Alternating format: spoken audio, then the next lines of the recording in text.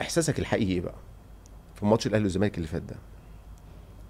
كان عندك احساس ان انت هتجيب جول؟ كنت محضر ان انت حتى لو جبت جول مش هحتفل؟ يعني كنت محضرها في دماغك، ولا هي وليدة اللحظة كده؟ صراحة يعني صح، أنا كنت حابب أجيب جول، اوكي. لأن أنا الحين بنتمي للنادي الأهلي. ده ما يخلينيش أنني لما نجيب جول ما نحتفلش، معناتها أنني يعني في حاجة ولا لا. طبعا. أنا جبت جول أو ماشي، بس الاحتفال اللي أنا ما عملتوش ده بيرجع بس للحب للنادي، للزمالك والجمهور بتاعه خصوصا، اوكي. لأن عمري ما سمعت منهم حاجة وحشة.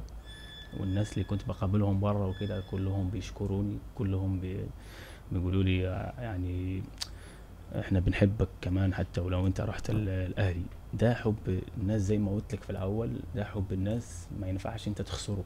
صحيح. فهمت؟ مش ده بيخلينيش ان انا ما اعملش شغلي. فهمت؟ يعني في الشغل شغل وحب حب.